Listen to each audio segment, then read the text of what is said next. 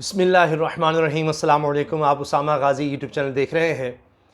Saudi अरब ने पाकिस्तान का एक बहुत बड़ा मुतालबा आखिरकार मान ही लिया है और इसमें यकीनन पाकिस्तान का फ़ायदा तो है ही, साथ सऊदी अरब का भी बहुत ज़्यादा फ़ायदा है। इस बारे में हम तफसील से बात करेंगे, लेकिन उससे पहले मैं एक और ख़बर आपको बता दूँ कि इमरान खान साहब ने जो कहा था उस पर अमल दरामद कर दिया है।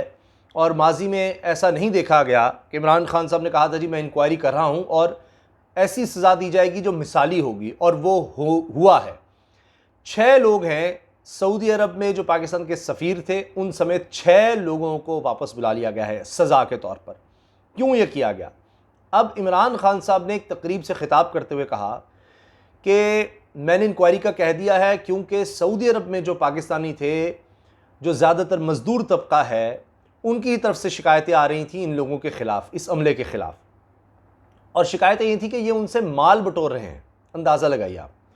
अब इमरान खान साहब ने ये कह दिया था कि इनको सज़ाएँ दी जाएंगी और इनके ख़िलाफ़ मैंने इंक्वायरी का कह दिया, सफ़ीर के ख़िलाफ़ इंक्वायरी का कह दिया है, और किसी को ये इजाज़त नहीं दे सकते कि जो पाकिस्तानी बाहर काम कर रहे हैं उनका इस तरह से इस्तेहसाल किया जाए।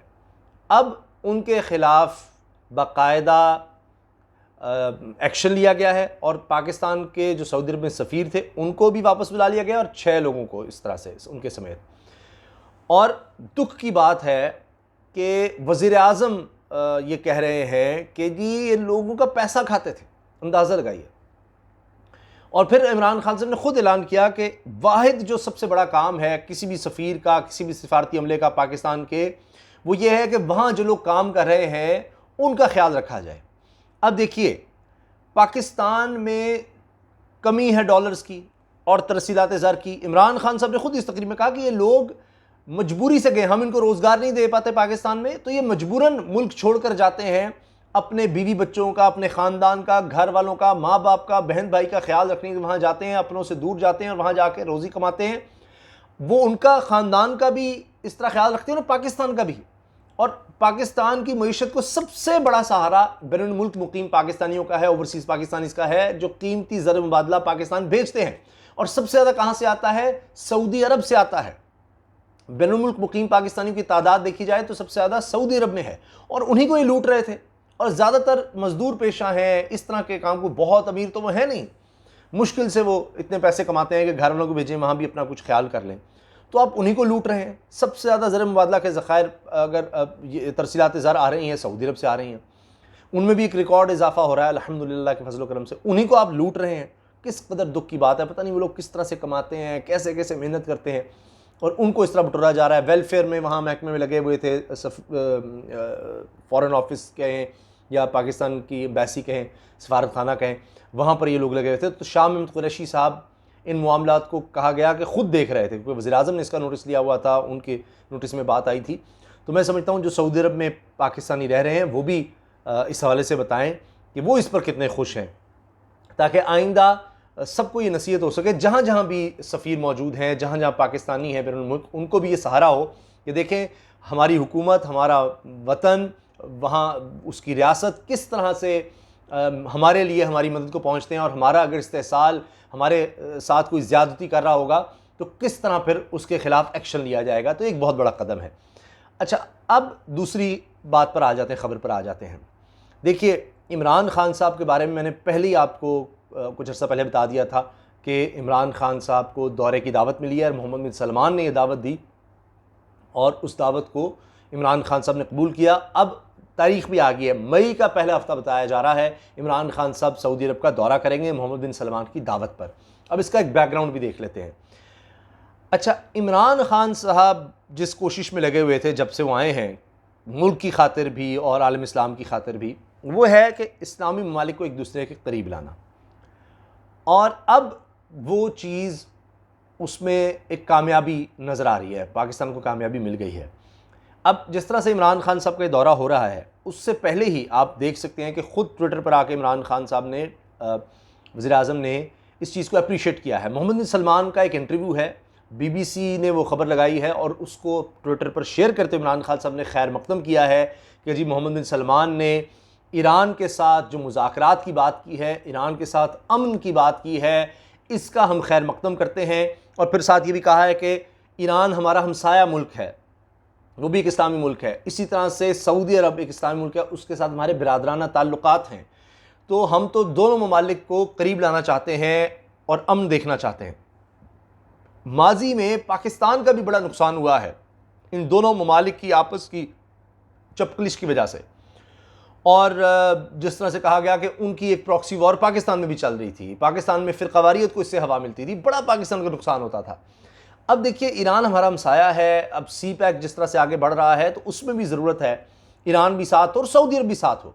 अब सऊदी अरब पहले कह चुका है कि $20 अरब की इन्वेस्टमेंट का, तो पहले था जी वो नहीं चाहेगा ईरान साथ हो। अब दोनों के मामला आपस में निपटेंगे तो ये जो मामला है ये कुछ ख़त्म हो सकेगा। अब मोहम्मद बिन सलमान का इंटरव्यू हर तरफ डिस्कस हो रहा है, जितनी बड़ी बड़ी न्यूज़ एजेंसियां हैं वो सब मोहम्मद बिन सलमान के इस इंटरव्यू को शेयर कर रहे हैं, इस पर लिख रहे हैं, बात कर रहे हैं, क्योंकि माजी में इस तरह नहीं देखा गया कि सऊदी अरब के वली अहद मोहम्मद बिन सलमान ने ईरान के हवाले से इस तरह की बातें की हों कि जी हम तो ईरान में हम चाहते हैं, हम खित्ते में हम चाहते हैं, ईरान में अगर अदम इस्तेहकाम होगा तो ईरान हमारा हमसाया है। सऊदी अरब कह रहा है कि ईरान हमारा हमसाया है और सऊदी अरब की सबसे ताकतवर शख्सियत माना जाता है मोहम्मद सलमान को। वो कह रहे हैं जी ईरान हमारा हमसाया, हम उसमें डिस्टेबलाइजेशन अदम इस्तेहकाम नहीं चाहते, ये किसी भी तरह से हमारे फ़ायदे में नहीं है।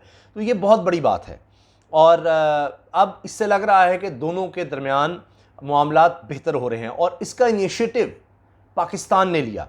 कासिम सुलेमानी की जब शहादत हुई थी इराक़ में तो उसके बाद भी पाकिस्तान ने कोशिश की, ईरान की तरफ गए कि जी खिता एक और जंग का मुतहम्मिल नहीं हो सकता, बड़े हालात ख़राब हो गए थे। उसके बाद भी आप देखें अभी भी कहा जाता है जिस तरह प्रॉक्सी जंग चल रही है, चाहे यमन हो, शाम हो, इस तरह दीगर इलाके हों, तो ईरान के बारे में कहा जाता है वो हुसियों को सपोर्ट कर रहा है, यमन में सऊदी अरब उनके ख़िलाफ़ है और ये इल्ज़ामात भी लगते रहे हैं। सऊदी अरब पर कितने हमले हो चुके हैं, आए दिन हमले होते रहते हैं।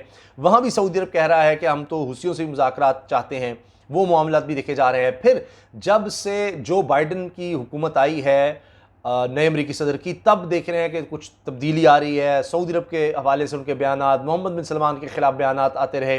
ईरान के बारे में कहा जा रहा है कि 2015 में जो मुआहदा हुआ था जौहरी तवानाई के हवाले से ईरान के साथ, उस दौर में ओबामा के दौर में, अब उसमें वापस आना चाह रहा है अमेरिका, जो बाइडन आ गए हैं दोबारा। तो अब इसलिए वो ईरान के हवाले से भी एक स्ट्रेटजी बदलती नज़र आ रही है अमेरिका की और सऊदी अरब के बारे में भी। तो इस तनाजुर में दोनों के दरमियान खुफिया मुज़ाकरात भी हो गए हैं सऊदी अरब और ईरान के दरमियान, बैक चैनल पर बगदाद में, इराक़ में, और मुख्तलिफ हवाले से इसकी तस्दीक हुई है। अगरचे ईरान की तरफ से इसकी तस्दीक और तरदीद नहीं हुई, सऊदी अरब की तरफ से कुछ हुआ है कि जी ऐसा कुछ नहीं, क्योंकि बैक चैनल पर होते हैं। फाइनेंशियल टाइम्स ने इस वाले से लिखा भी कि खुफिया रखे गए ये मुज़ाकरात, तो वो बर्फ़ पिघल रही है और पाकिस्तान का किरदार बड़ा अहम है। पाकिस्तान मुसलसल कोशिशें करता रहा है कि दोनों ममालिक की ये जो कशीदगी है आपस में एक दूसरे के सामने है, इसको कम किया जाए। और ख़ास तौर पर ये 2016 के बाद तो बहुत ज़्यादा हालात कशीदा हो गए थे दोनों ममालिक के दरमियान, और तब एक शिया आलिम दीन को फांसी दी गई थी, मौत की सज़ा दी गई थी, बल्कि मौत की सज़ा कहना ज़्यादा मुनासिब होगा, सऊदी अरब में। तो उसके बाद फिर सऊदी सफारतखाने पर हमला हुआ था ईरान में। तो 2016 से तो मुसलसल कशीदा सूरत हाल थी, कभी ईरान की किसी कश्ती पर हमला हो रहा है, कभी सऊदी अरब की किसी कश्ती पर, कभी ऑयल पर किसी जगह हो रहा है, ईरान की जो तनसीबात हैं उनको निशाना बनाया जा रहा है, ईरान इसराइल पर इल्ज़ाम लगाता रहा।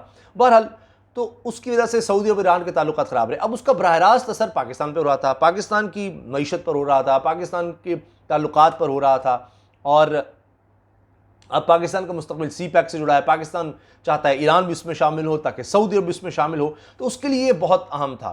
तो लिहाजा अब जब ये एक बर्फ़ पिघलती नज़र आ रही है, पाकिस्तान की कोशिशें रंग ला रही हैं, पाकिस्तान के मुतालबा था कि इस तरफ आया जाए। पाकिस्तान की जितने भी दौरे होते थे पाकिस्तान के किसी भी अहम शख्सियत के हों, चाहे वज़ीर ख़ारजा का हो, इमरान खान के हों, तो उनमें ये ज़रूर बात होती थी कि जी ये कशीदगी कम की जाए, दोनों मुल्क करीब आएँ।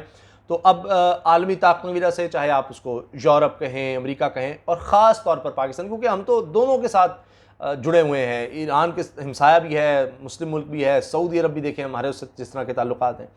तो अब पाकिस्तान का फ़ायदा, इन दोनों ममालिक का फ़ायदा इसी में था कि ये दोनों मुज़ाकरात की तरफ आते, कशीदगी कम करते। तो अल्हम्दुलिल्लाह अब नज़र आ रहा है कि मामलात उस तरफ जा रहे हैं, और ये पाकिस्तान का एक बड़ा मुतालबा सऊदी अरब ने मान लिया है। पाकिस्तान के लिए एक, मैं कहता हूँ, ये किसी डिप्लोमेटिक फ़तह से कम नहीं है, और उम्मीद करते हैं कि इंशाअल्लाह अब और बड़े बड़े ऐलानात जब वज़ीर-ए-आज़म का दौरा होगा तो उसमें होंगे, और ये सऊदी अरब ईरान कशीदगी मज़ीद कम होगी।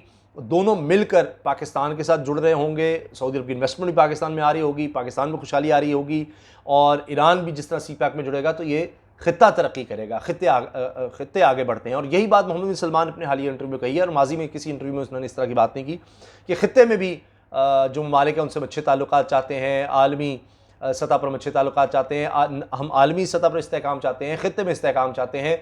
और ज़ाहिर है कि वो ईरान से भी जुड़ा हुआ है। ईरान में अगर अदम इस्तेहकाम हुआ तो ख़ित्ते में भी उसके बुरे असरात होंगे। इसलिए वो कह रहे हैं जी हम ईरान के लिए तो चाहते हैं कि वहाँ पर इस्तेहकाम हो, हालात अच्छे हों, बेहतर हों।